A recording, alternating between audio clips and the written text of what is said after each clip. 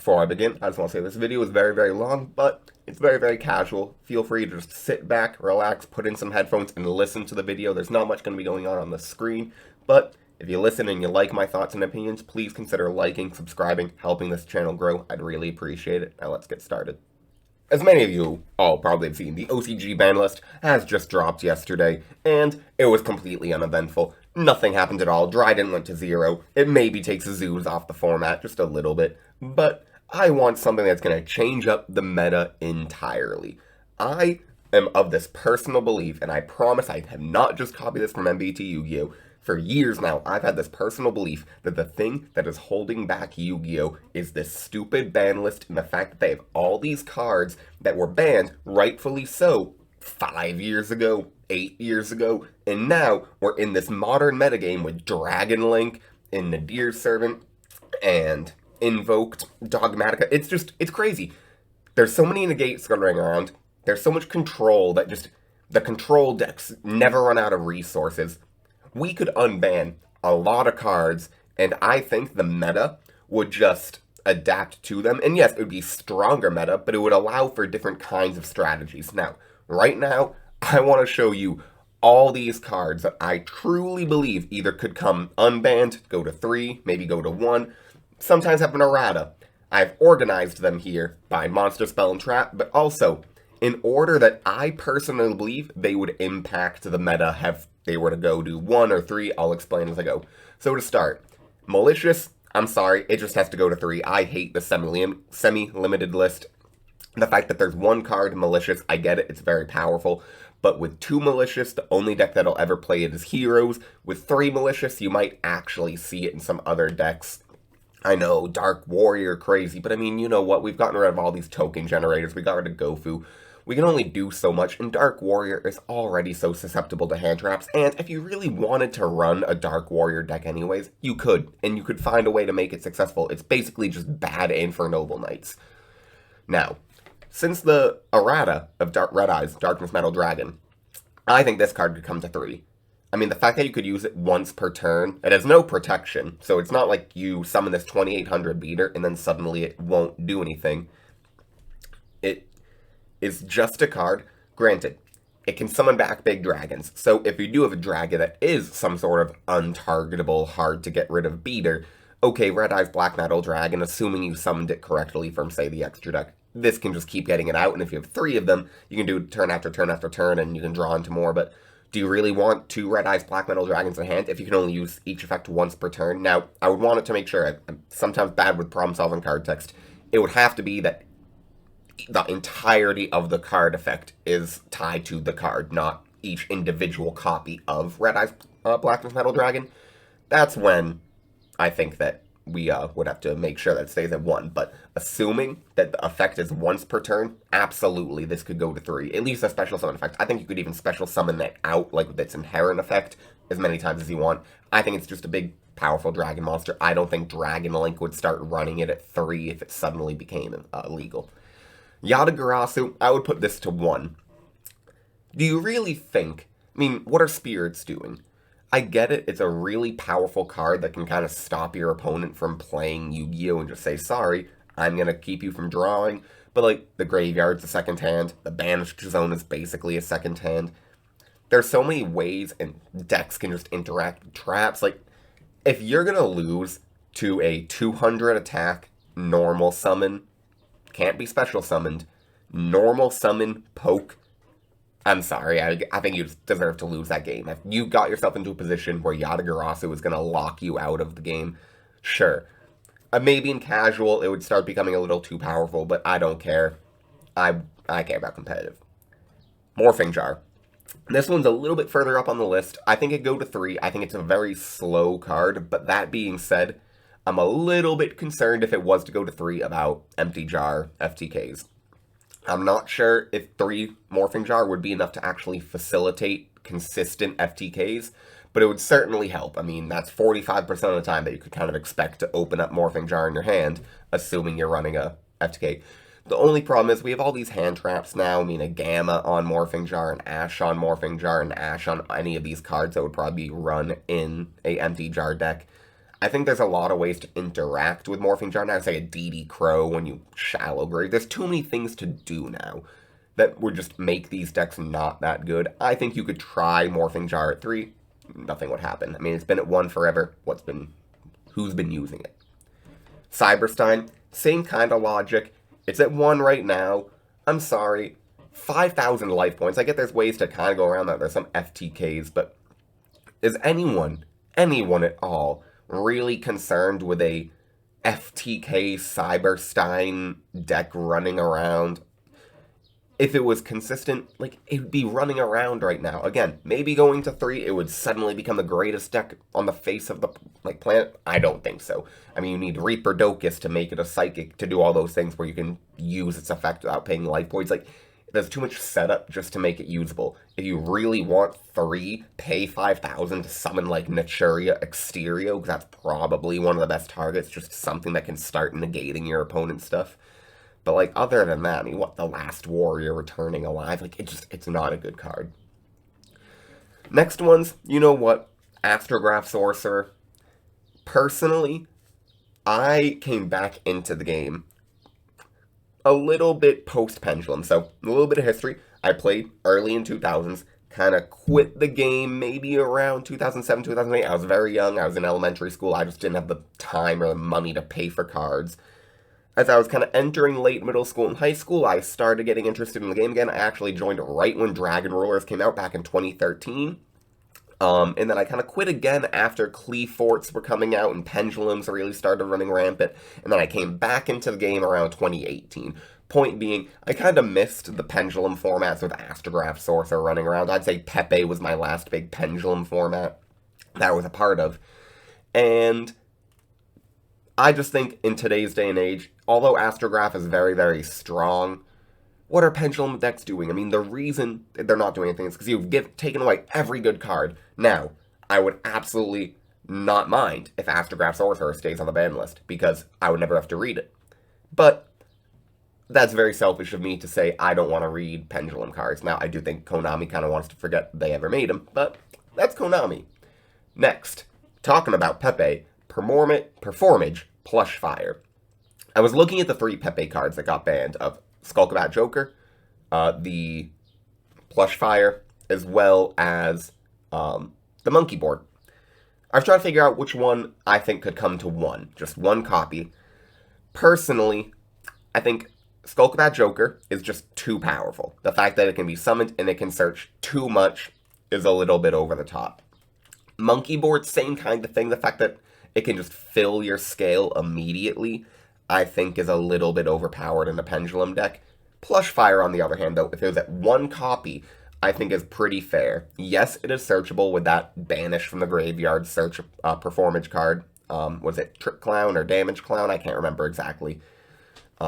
But I don't believe that that's really that big of a deal. So, okay, you search it, you put it on board, now what? You need maybe a Draco Berserker. You need some other way to interact with Plush Fire to destroy it, just to get a special summon 1 from deck, and that special summon for 1, what, probably Trick Clown, so it can special summon. Like, it's a couple free special summons, but it's a lot to put into for, what, a rank 4 engine? I just don't think it's that good. I think it would help Pendulums just get that little extra boost that they need to be maybe competitive with the top tier decks in today's format. But I really don't think that Plush Fire would suddenly just change everything and it would be Pepe format all over again. Orcas Tarpoor, go to 1. I just think, Orcas are okay without it. Give them 1 Harpoor and it would just give them just that little next level of support that I think could put them to compete with something like a Dragon Link, an Eldritch Invoked, or just any of these really, really strong decks nowadays.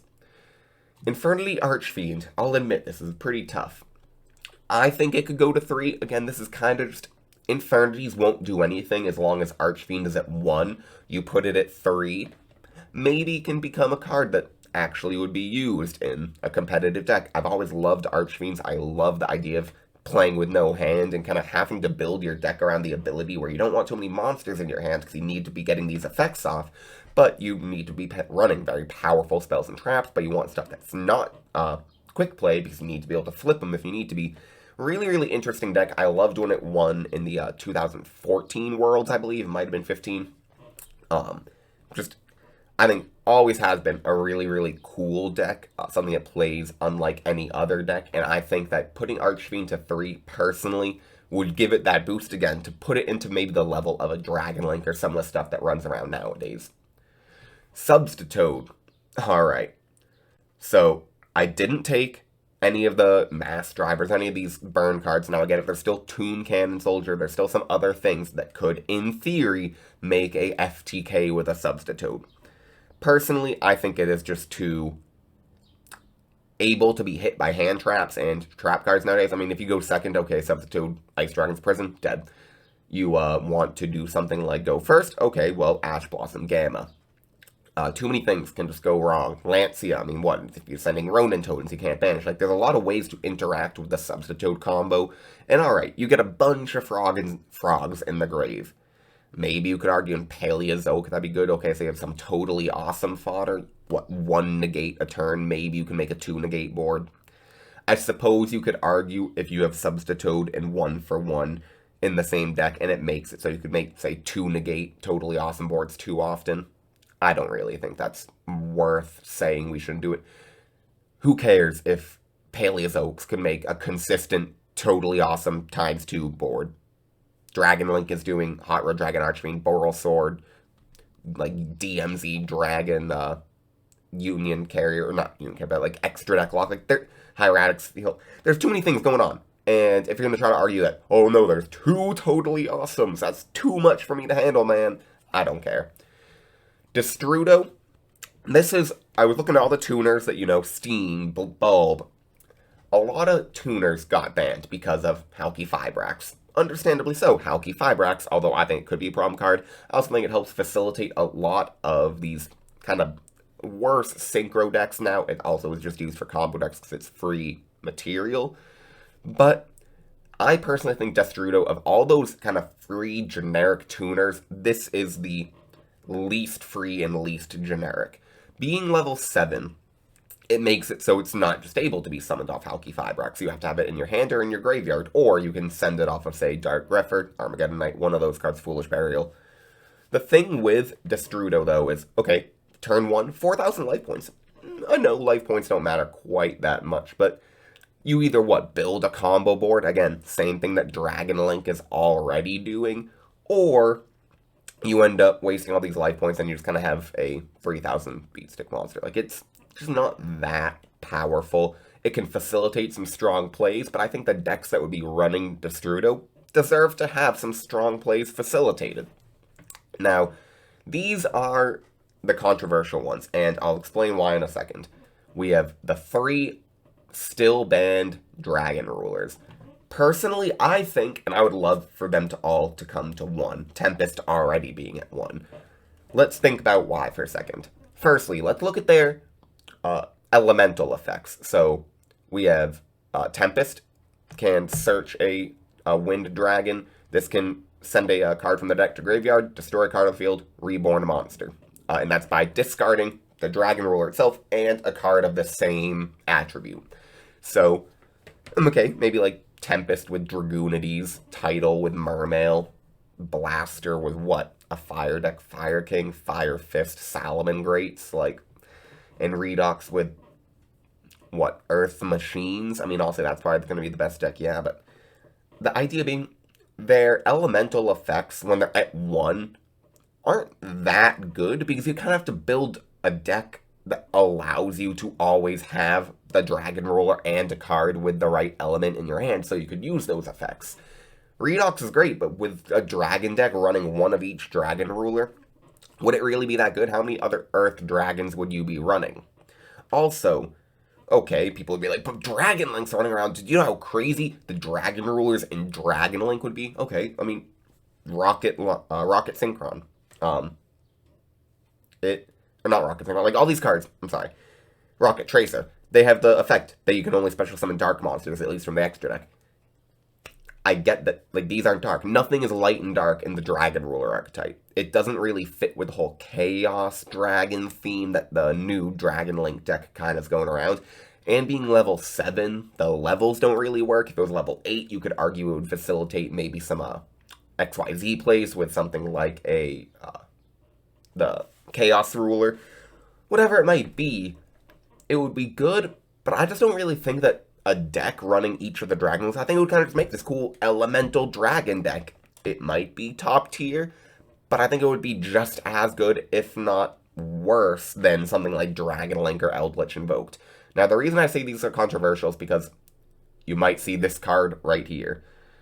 Number 95, Galaxy Eyes Dark Matter Dragon. I'll say, if this is to come off the ban list and it'd be to 1, then the Dragon Rulers probably should stay, because this would make it a little crazy. The ability to just send a bunch of Dragon Rulers right to the graveyard when you summon it. And this card is very easily summoned just with a level 8 Galaxy Eyes XYZ monster. Or rank 8, I should say. Wow. It's very, very powerful to, 1, banish monsters from your opponent's graveyard, as a cost, send cards to your graveyard, and the double attack effect of this card. Very, very powerful. But in the Dragon Link deck, because that might be what uses this card, okay, what would it do? What would it send to the graveyard? Does it really get, like, they don't have a problem getting things like Seifert and Levy to the graveyard. I mean, they have Chaos Ruler and all these other cards that just are cycling through. You have Brotar to search. I don't really think that suddenly the ability to, like, send Seifert and add back a Levy, send Seifert and Levy and then add back Levy with the effective 95 or the effective bench, like, is it really going to make the deck so much better? I mean, the OTK potential is already there with things like Boral Sword. Do you really need a 4K ×2 attack beater that is just susceptible to traps and other effects? I don't think it's that good. Especially at 1. It'd have to be at 1. If it's at more than 1, it can start just getting too many cards out of your opponent's deck. It can, say, summon 1, they use a trap on it, you just summon another and attack for game because it's just so big and beefy. But I really don't think that, assuming the Dragon Rulers are still banned, having 1 copy of this is that much to handle. Okay, it's like a big boss monster, your opponent comes out, you get rid of it, boom, you're done.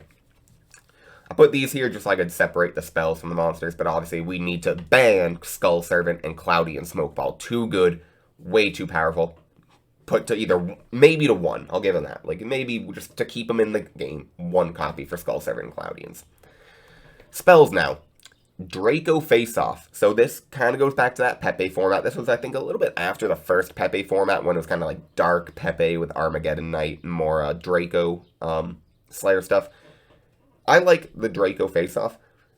It helps facilitate a little bit of your Pendulum plays just by saying, alright, I can get an immediate card into my Pendulum Zone, or special summon from deck. But what? At best, it maybe can help facilitate a rank 4 engine. 1 copy, I mean, put it to 3.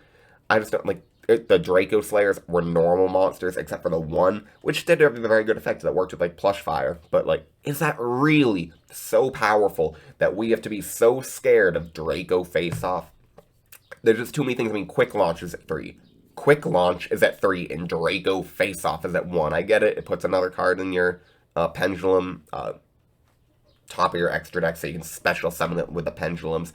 But now Link monsters are things, so it's not even as easy to get those out of there. Like, I just think that this card could come to 3, and it would just boost Pendulums a little bit more. Final Countdown. When's the last time? No one wants this, but I think, why do you print all these alternative win condition cards if they're garbage, if no one's ever going to use them? Put Final Countdown to 3. It, 1, could clog your hands. I mean, you'll have hands where you'll open up 2 Final Countdown right away, and you're like, okay, I guess I'm not winning this game, because you don't have hand traps, you don't have things to interact with your opponent. But Final Countdown, I'll give it, maybe Mystic Mind should go to 1 before this card's to come to 3. But I like Final Countdown. I think it'd be really cool to just have that deck built around Final Countdown and just wait. I can understand, though, why some people might say, absolutely not, keep this card, ban it forever, just decide it never even existed, take it off of Dueling Book. I'd get it. That Grass Looks Greener, I think, could go to 1 copy per deck. I think 1 copy per deck, it says stuff like, okay, maybe Left Arm Offering, yep, get it to your deck, but you need to run a 60-card deck just to make this card good. Do people get that? yes, incredibly powerful. The ability to say 20 cards or 15 cards, say turn 1, you draw 5, immediately use Grasslook Screener, your opponent's running a 40 card deck, you are running 60. That's 15 cards you get to just send from the top of your deck to the graveyard. That is very, very powerful. No one's going to deny that.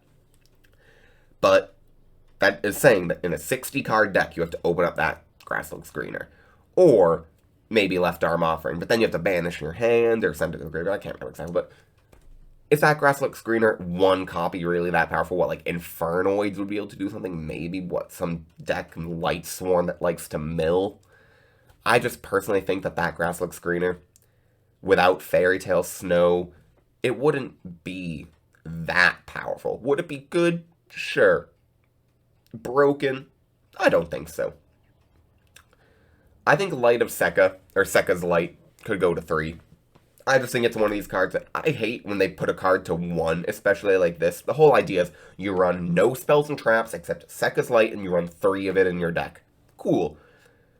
Now, again, 45 chance to open that up every game. Alright, that's a little bit much for, say, a draw 2, but you are running a Monster Mash deck. Now, monster effects have become way more powerful, so you can kind of get away, because a lot of these monster effects kind of can act like spells and traps themselves, the way they can facilitate plays. But I just hate to see a card get put to 1 because it was kind of getting used too much, and suddenly it's never going to see play. Maybe you put it to 2, just so you can say, alright, it's a little bit less consistent than at 3, but more than at 1, so you'd actually use it. I'd say put it to 2. I'd probably just say 3. Set rotation. I think the idea of having to run 2 field spells with different names just so you can then summon one on your opponent's side of the field, or not summon, activate one and then get the one you want on your side of the field. If you take care of all the really, really powerful field spells, then I don't really get the point of set rotation being at 1. If you want to run 3 set rotation, cool. Well, that means you either have to run, you're probably running 3 of the field spell you want, and then 1 of the one you want to give your opponent, cool.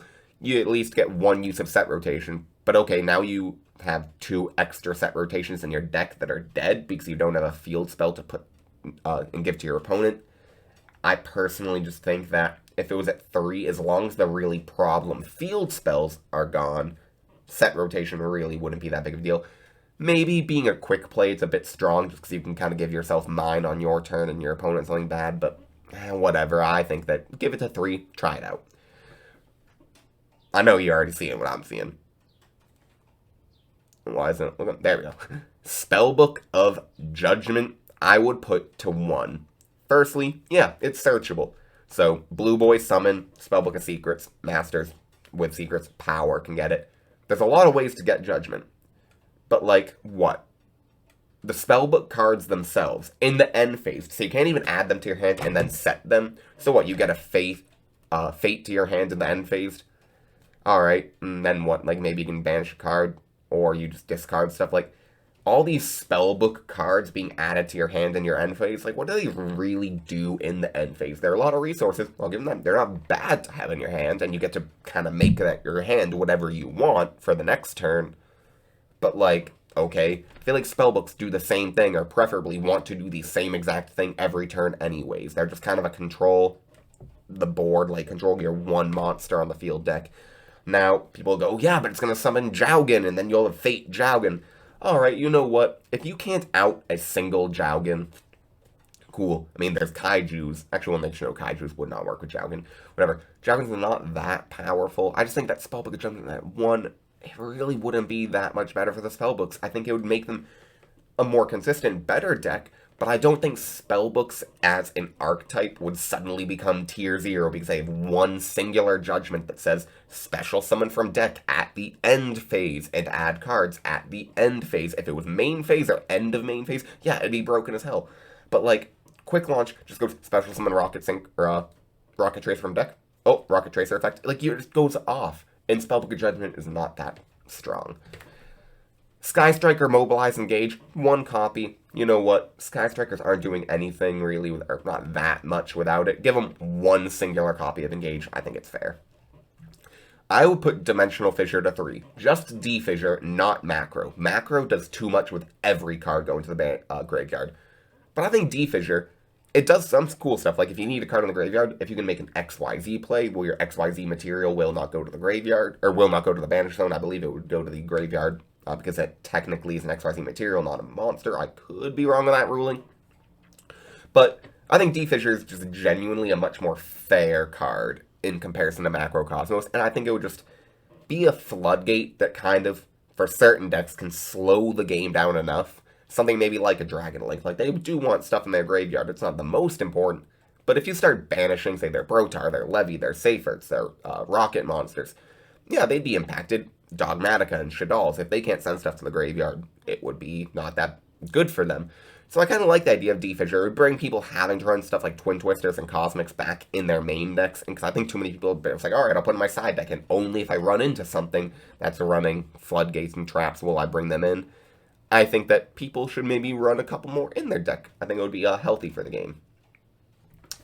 Brilliant Fusion, I think, should go to 1 copy. We have the idea of a Garnet. That literally came to be because of this card. Brilliant Fusion was the first card that forced you to play a Garnet. It's where the term comes from. 1 copy of Brilliant Fusion. Brilliant, or Master Diamond still banned, so you can't try and get rid of the Gem Knight FTK. But I think it just allows, I get it, it was being run in every single deck, which is why I got banned, because it was just very, very powerful. It was a great engine that could go in everything. Well, we have too many engines that can go in everything nowadays. Brilliant Fusion being put to 1 copy would just be a great card that could go into a bunch of different engines, and I think it would be fair. Card of Demise, alright, this is probably another controversial one, and this is why I have it pretty close to the end of the spells. I think if it was to go to 3, it would be okay. I'm a big fan of control decks, and a lot of the control decks now, Eldritch, and maybe Altergeist, their resources are kind of infinite. They really do have a lot. Card of Demise at 3, okay, so draw 3, get a couple spells and traps. Like, if you can't set them, they just go to the graveyard. Maybe Paleozoics benefit from that. But, personally, I just think that it would allow these control decks that their biggest thing is they just run out of resources and then struggle and fall to the Dragon Links that just don't run out of the resources. I think putting Card of Demise to 3 would just allow those decks to kind of have a little bit more of a grind game that could compete with some of those cards, or other decks. Finally, Chain Strike. I put this here because with Card of Demise at 3, maybe Chain Burn could do something. I don't think so. I think that Chain Burn's just kind of dead. It's been at 1 copy. I could be wrong. Maybe putting it to 3 is way too much. Maybe 2 is just better. But you know what? Chain Strike, for this format, if everything else is going to be unbanned, why not unban Burn as well? Now, finally, for the traps, Time Seal, it's just too slow. I mean, what? Are you really going to start? It's kind of like the Yada Garasu argument. Are you going to do a Mask of Darkness Time Seal loop? This is in 2004 GOAT format. It's very slow. Yeah, it's still powerful, but I just don't think that, like, Paleozoic would start running Time Seal in their deck just to make sure that they can do it. And stop their opponent from drawing. Like, it's not that good. It's not that powerful. Finally, Skill Drain, I'd put to 3. This is kind of an OCG import from their list to ours, because I believe they have Skill Drain at 3. I love Skill Drain. I kind of love the idea of saying, alright, that field where we play, now it's kind of like we're all vanilla monsters. It changes the game a little bit, and I like cards that do that, kind of like D-Fissure as well. It alters the game state enough that forces your opponent to go, alright, how do I play this? I think it would be like, okay, Rocket, or Dragon Link player, Eldritch player. Like, Eldritch, they'd be fine. They already run it in the OCG, because they just have a big, beefy monster. Dragon Link, okay, you might have to make something like your big, beefy Synchros, and just play off of the fact that maybe, like, Chaos Ruler can summon itself back, and just these big, beefy can stick there and sit there, beaters. It changes the game, and I think Skill Drain would slow the game down enough to allow some more control decks to be a part of the game. You can already see here, every single Forbidden 1 card goes to 3. Format, awesome. Every deck's just going to be 15 Exodia cards, and that's it. 15 Exodia cards and just nothing else. I'll change the rules. Your deck is allowed to be 15 cards if it's simply 15 Exodia cards, and that is it. And then we'll all play. Alright, I apologize for the cards going away for a second and timed out. Made a long video, but let's get to the extra deck cards. Now, before I get to the cards that I believe just need an errata, and then they could come off. So we already went over 95 a little bit. It would vary depending on if the Dragon Roars came off or not. That's all I have to say about that. Zen Mighty, you know what? What's it doing? Who really cares? It's Zen Mighty. Is anything going to change? Like, wind up loop? Maybe I would actually say, yes, let's ban Hunter, and then we could get Zen Mighty off the list. But even then, is wind up loop really that strong? Like, are you worried about wind ups getting rid of all that stuff? Okay, wind ups. Sacrifice my Eldritch and all my Golden Lord cards. Like, it wouldn't be that bad. Get rid of my rocket cards. Oh, draw Boot Sector Launch, or draw any monster, level 4, who I can just summon, get Boot Sector Launch from Striker Dragon, summon back. Like, it's not that powerful. I think that Zen Mighty could come off the list. Mirage Stelio, similar to Zen Mighty, except that this is just kind of the newer version. This is the XYZ for the Salamangreat archetype. Just give it back to them. Salamangreats really wouldn't be that strong. They would just be another control deck that would be able to compete maybe with Eldritch if you were to give them Mirage Stelio. Nightmare Mermaid, you know what? Again, I'm giving Tarpoor back to Orcas. The only thing this would really facilitate is a better Orcas engine. But, like, are Orcas really that powerful? Would giving them a good, easy way to get to their Orcas engine be that strong? I think they already have those ways with Garasu and other combos now. I think Mermaid could come off the list. Invoker, you know what? I get it can be very powerful and summon a lot of things from deck, but it was really Zoos that got Invoker banned, and Zoos are still the best deck. Terratops at 1. What, are they going to start running a giant rank 3 engine just so they can summon a Zoo from deck? Like, they're already running the Tri-Brigade stuff. I think that Invoker would just kind of be a card that would help boost some other rogue decks that might use it. But I don't think Zoo or Tri-Brigade Zoo would suddenly start running Invoker and it would break the game. It wouldn't make it any worse than it already is. Ancient Fairy Dragon can go to 1. I think there's some FTKs and stuff with this. I believe you needed more than 1. I would just Fairy Dragon to 1 copy. You know what, even if it can FTK, I don't think these FTKs are consistent enough to really warrant anything. Heavy Metal Foes Electromight, you know what, it's another 1 card that I can give Pendulums that maybe would boost them just a little bit more that they need. This, of all the Pendulum cards that I'm giving back, Astrograph and Performage Plush Fire, I'm sorry. Performage Plush Fire and Astrograph, this probably is the one that could stay on the ban list. I think it's very powerful and can just go into any Pendulum deck, while Astrograph and Plush Fire kind of have to fit one that you're building for them. So maybe Electromight could stay on the list, but I'll put it to 1. We'll try it out. Tellarknight Ptolemaeus. Now, I know a lot of people say this is absolutely ban-worthy because it allows for rank 4 engines, decks to get into things that are not rank 4. And I do kind of agree that it can break the game a little bit. The whole idea of running a rank 4 engine is to have access to the rank 4 pool. But 1 Ptolemaeus and what, you get Cyber Dragon Infinity? I mean, as a thoughts band, like, you get Cyber Dragon Infinity. Cool. You get a negate. There's a lot of decks that can put up a negate way easier than having to put a bunch of level 4 monsters onto the board. Thunder Dragon Colossus. This is kind of similar. Put it at 1. If you can out 1 Colossus, cool. You kind of win the game. I just don't think Thunder Dragons are really so good that 1 Colossus would make them broken. I mean, again, I think everything else going on here could kind of just fit. Maybe Fischer going to 3 with Thunder Dragon Colossus going to 1. Like, maybe Thunder Dragons would be pretty good, but 1 Thunder Dragon Colossus, just give them a boss monster, because without Colossus, they're not doing anything, and I don't think they really ever will, besides a super rogue casual deck. Finally, and to end the video, Lavalval Chain. This card, actually, I'm not to end the video, I have a side deck to go through. Lavalval Chain. It can send any card from the deck to the graveyard, or put any monster on top of your deck. Very, very powerful, just 2 rank 4s, or 2 level 4s to make 1 rank 4. I don't think it's that good. I think it's powerful, very, very powerful, but how many decks are going to run a rank 4 engine just to send 1 card to the graveyard? I can't think of any FTK that's just like, alright, I made a Lavalval chain. Now that one card I can send to the graveyard allows for everything to go. And if that is the case, you know what? Well, we already have quick launch, make a board that would beat anything. Like, Lavalval chain would just give some decks that need that little bit of kind of toolboxiness the toolbox. Lavalval chain is not a super strong boss monster, but what it is a Swiss Army knife. The ability to send almost any card from your deck to the graveyard is just so strong. And maybe it would be too strong. That's why I put it at the very end of the extra deck, because this would be maybe what is the most impactful if it was to come off the list. Finally, I know I said I was ending the video. I'm not.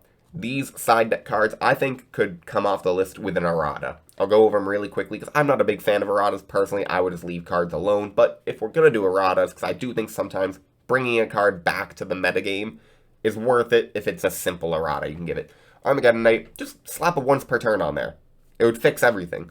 I get it would kind of change the whole purpose of Armageddon Knight, the idea that he's never been a once per turn, but if you just had once per turn when it's summoned, send a dark card from your deck to the graveyard, everything is fixed.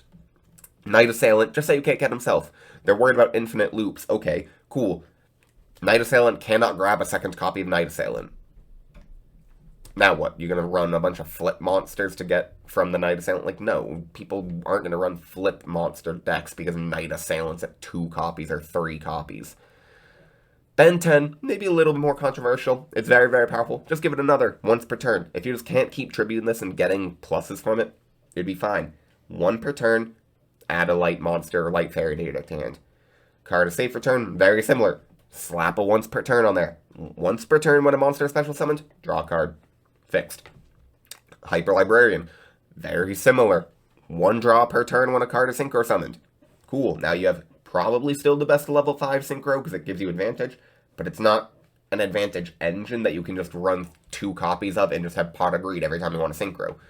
Trishula, similar thing to stop just the loops of it. Could go to 3, just make it once per turn. Once per turn when you summon a Trishula, banish a bunch of cards. Cool, now you can run 3 Trishulas in your deck if you really want to have this turn after turn, banish a bunch of cards, but like, is Trishula really that powerful in 2021? Can't be. It has no protection, only 2700, it's not even that strong. I think it'd be fine. Now, please, if you like this video, give it a like. If you dislike this video because you hate everything I've said, and you think that all these cards should stay where they are, give it a dislike. Comment what you think should come off the ban list. Comment what you think of my thoughts and opinions. But please help the channel grow. The more you comment, the more you like, the more you interact, the more you tell people about it, it will really help this grow. Obviously, you can see it's just starting out, but I want it really, really badly to grow into something greater. If you want to help me with that, please consider subscribing and helping me out in any way by liking, doing all that stuff. You're on YouTube. You know what to do. Thank you so much for listening. I'm the Yu-Gi-Oh! Scrub, and I will see you later with a new video.